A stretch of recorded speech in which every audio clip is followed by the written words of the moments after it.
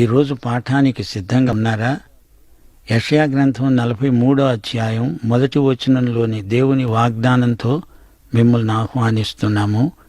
నేను నిన్ను విమోచించాను, భయపడకు, పేరు పెట్టి నిన్ను పిలిచాను, నీవు నా సొత్తు. ప్రియ శ్రోతలు, పాపాన్ని పరిశుద్ధ దేవుడు ఏమాత్రమూ సహించడు.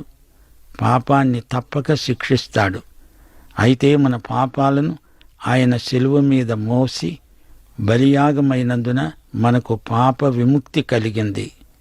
ఇప్పుడు మనం లేవీకాండం 25, 26 అధ్యాయాలు పాఠం చెప్పుకోబోతున్నాము. సబ్బాతు సంవత్సరం, జుబిలీ అనే హితవత్సరం, ఆస్తిపాస్తుల విధానాలు, వ్యక్తులకు విడుదల మొదలైన అంశాలు ఈ పాఠంలో మీరు వింటారు. ఇశ్రాయేలీయులు కానాను దేశం చేరే వరకు ఈ నియమాలు అమలులోకి రావు. వాగ్దత్త భూమి అనే మాట 25వ అధ్యాయంలో పదే పదే వినపడుతుంది. ఇశ్రాయేలుకు దేవుడు ప్రత్యేకంగా చెప్పిన వాటిని సార్వత్రికం చేయాల్సిన పని లేదు. 25వ అధ్యాయంలో 7 అనే అంకె తరచుగా వినపడుతుంది.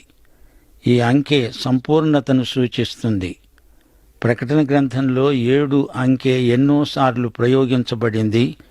7వ రోజు, 7వ వారం, 7వ సంవత్సరం అంటూ 7 అంకెతో దేవుడు కాల విభజనను నింపేశాడు. 6 రోజుల్లో దేవుడు సృష్టి అంతా చేసి ముగించాడు. ఇంకా చేయవలసింది ఏదీ లేదు అనడానికి 7వ దినాన్ని ప్రత్యేకించాడు. అంతేకాని ఆయన అలసిపోయి విశ్రాంతి తీసుకోవడానికి కాదు. సరే, లేవియకాండం 25వ అధ్యాయం వినండి. మీరు వాగ్దత్త భూమిలో ప్రవేశించాక మీరు అమలుపరచవలసిన ఆజ్ఞలు. మీరు భూమికి కూడా 7వ సంవత్సరం విశ్రాంతినివ్వాలి. అది భూమికి విశ్రాంతి సంవత్సరం. ఆ భూమికి సెలవు. దాన్ని దున్నకూడదు, విత్తనాలు వేయకూడదు. మనుషులకే కాదు, భూమికి కూడా సబ్బాతు ఉంది. సబ్బాతు అంటే విశ్రాంతి. అయితే దీనికి ఒక ప్రవచనాత్మక భావం ఉంది. ఇది విమోచనను సూచిస్తుంది.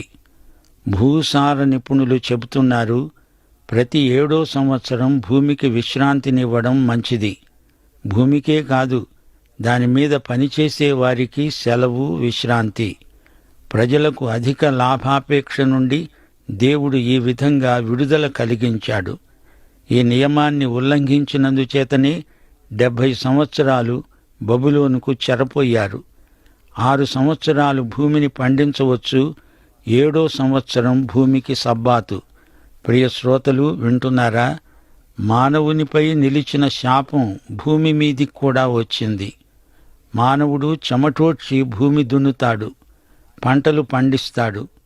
కాని ఒకరోజు రాబోతోంది, ఆ రోజున భూమి మీద నుండి శాపం తొలగించబడుతుంది. అందుకే సృష్టి యావత్తు ఇంతవరకు ఏకగ్రీవముగా మూలుగుతూ ప్రసవ వేదన పడుతున్నది. రోమాపత్రిక 8వ అధ్యాయం 22వ వచనం. అయితే యెషయా 35వ అధ్యాయం 1, 2 వచనాల్లోని ప్రవచనం, అరణ్యము, ఎండిన భూమి సంతోషిస్తాయి. అవి యెహోవా మహిమను, మన దేవుని తేజస్సును చూస్తాయి. భూమికి సబ్బాతు విశ్రాంతి ఎంతో మేలు. వ్యవసాయ శాస్త్రానికి కూడా యేసుక్రీస్తే ప్రభువు అని మనం గుర్తించాలి. భూమి అలా వదిలిపెట్టినా యజమానికి నష్టమేమీ రాదు. విత్తనాలు వేయకుండానే గడ్డి మొక్కలు పెరుగుతాయి. పశువులకు కావలసినంత గ్రాసం లభిస్తుంది. ఇంకా కొన్ని మొక్కలు ఆహారానికి పనికొచ్చేవి కూడా మొలుస్తాయి.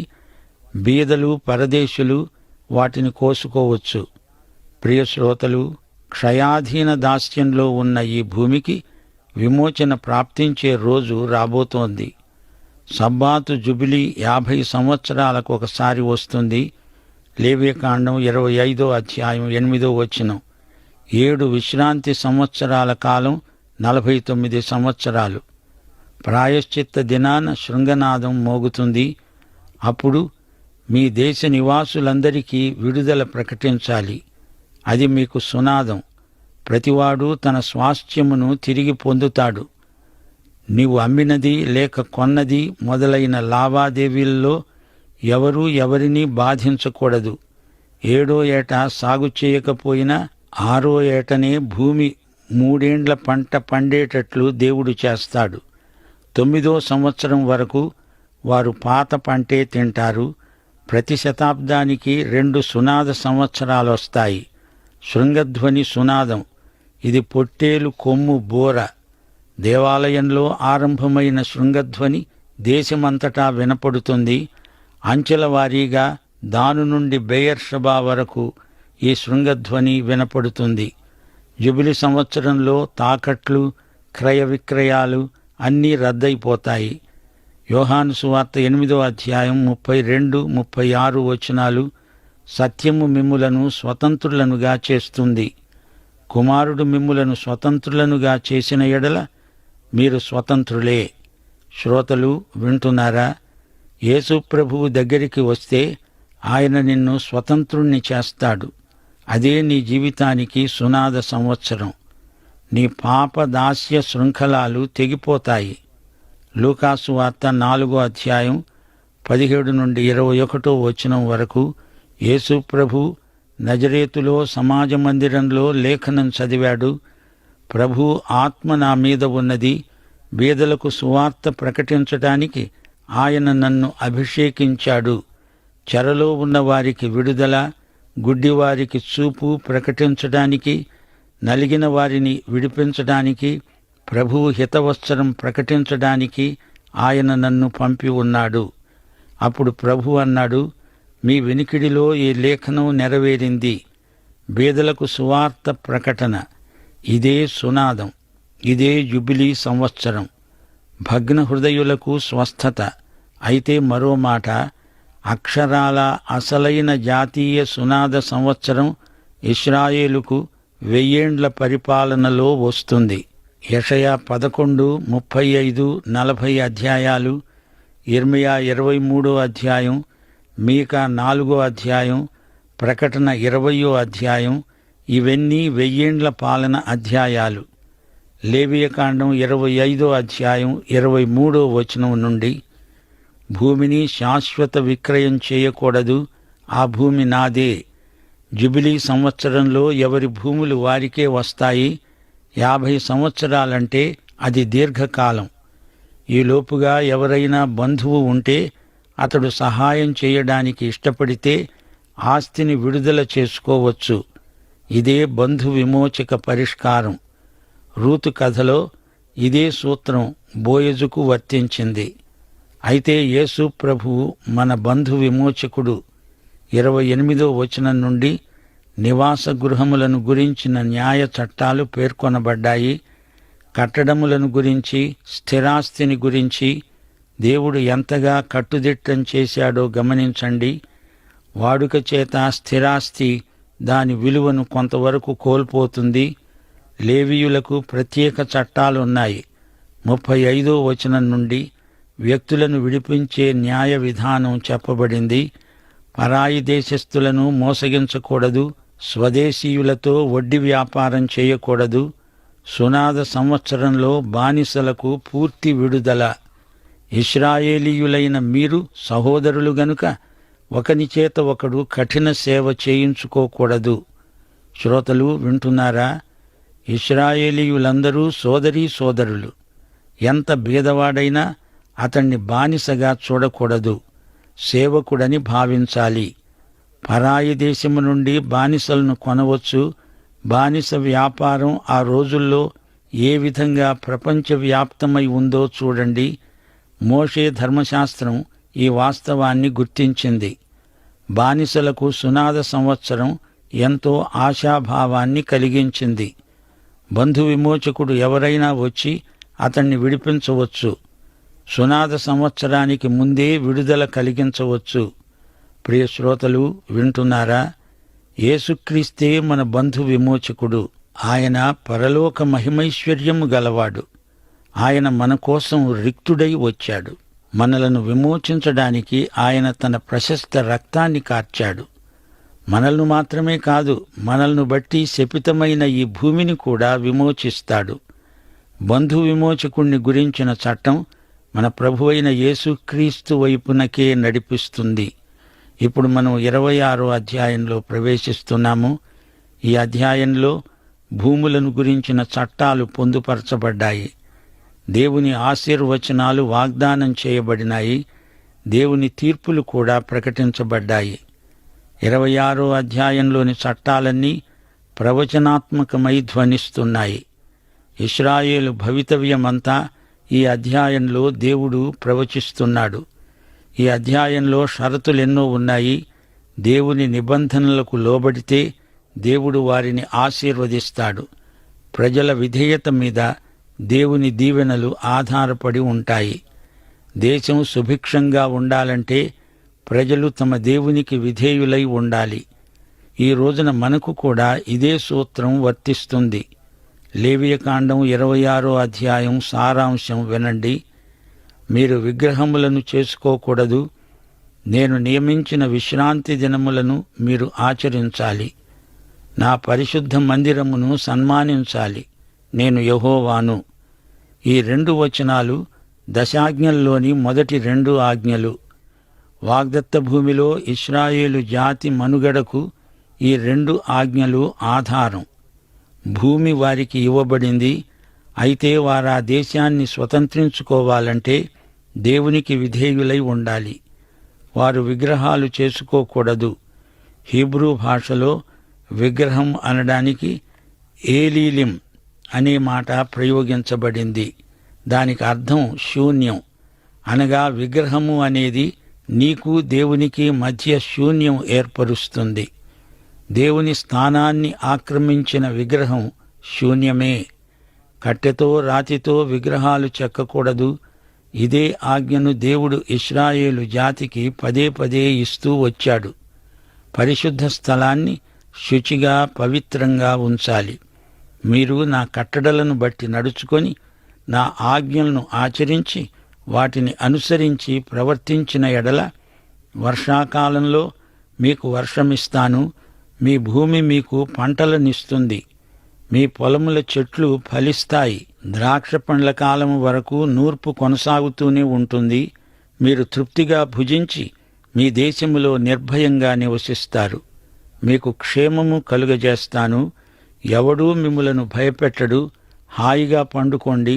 ఖడ్గము రాదు. మీరు మీ శత్రువులను తరిమి కొడతారు. మీలో 5 100 మందిని తరుముతారు. 100 మంది 10,000 మందిని తరుముతారు. నీ సంతానం వృద్ధి అవుతుంది. నీతో నా నిబంధన స్థిరపరుస్తాను.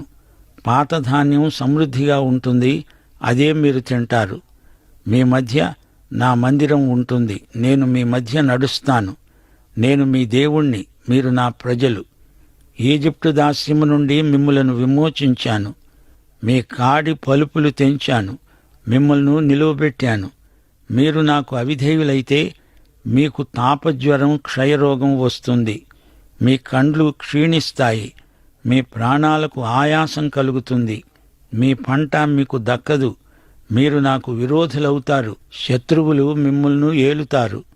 మీరు మరీ మొండికెత్తితే మీ మీదికి 7 ఎక్కువ శిక్ష వస్తుంది. మీకు గర్వభంగమవుతుంది. పైన ఆకాశం ఇనుమవుతుంది. కింద భూమి ఇత్తడి అవుతుంది. మీ బలం ఉడిగిపోతుంది. పంటలు పండవు. అడవి మృగాలు మీ మీదికి వచ్చి పడతాయి. మీరు సంతానహీనులవుతారు. ఇంకా మీరు గుణపడకపోతే మరి 7 శిక్ష పొందుతారు. మీకు ప్రతిదండన తప్పదు. శత్రువులు మిమ్మల్ని పట్టుకుంటారు. కరువు వస్తుంది. 10 మంది స్త్రీలు ఒకే పొయ్యి మీద వండుకుంటారు. కడుపు నిండా తిండి దొరకదు. మీరు ఇంకా నా మాట వినకపోతే మరి 7 శిక్షిస్తాను. ఆహారము దొరకక మీ బిడ్డలనే మీరు పీక్కు తింటారు. మీ ధూపం నేను ఆఘ్రాణించను. మీరు పరాయి జాతుల మధ్యకు చెదిరిపోతారు. మీ దేశం పాడుబెట్టబడుతుంది. అయితే మీ భూమికి అదే విశ్రాంతి కాలమవుతుంది. మీరు మీ దేశములో భూమికి విశ్రాంతి ఇవ్వలేదు గదా. ఒక జాతిగా మీరు మీ ఉనికిని కోల్పోతారు. శత్రుదేశంలో మీకు క్షీణత ప్రాప్తిస్తుంది. మీరు మీ అతిక్రమాలను ఒప్పుకుంటే నేను యాకోబుతో చేసిన నిబంధనను జ్ఞాపకం చేసుకుంటాను.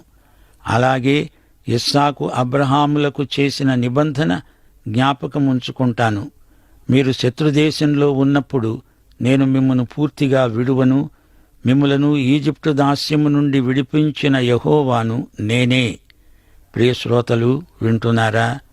దేవుని ఆజ్ఞలను పాటిస్తే ఆశీర్వాదం, తిరస్కరిస్తే శాపం. ప్రవక్తలందరూ ఇదే షరతును ప్రకటిస్తూ వచ్చారు. యెహెజ్కేలు 34వ అధ్యాయం 26, 27 వచనాలు ఇదే మాట అంటున్నాయి. మీకు ఋతువుల ప్రకారం వర్షం, పాడి పంటలు. నా మాట వింటే అది మీకు దీవెన, నాకు మహిమ. ఆమోసు గ్రంథం 9వ అధ్యాయం 13వ వచనం, పర్వతాల నుండి మధురమైన ద్రాక్షరసం స్రవిస్తుంది, కొండలన్నీ రసధారలవుతాయి. యోవేలు 2వ అధ్యాయం 23, 24 వచనాలు, దేవుడు తొలకరి వర్షము, కడవరి వర్షము అనుగ్రహిస్తాడు. ప్రియశ్రోతలు వింటున్నారా? దేవుని ఆశీర్వాదాలు షరతులతో కూడినవి.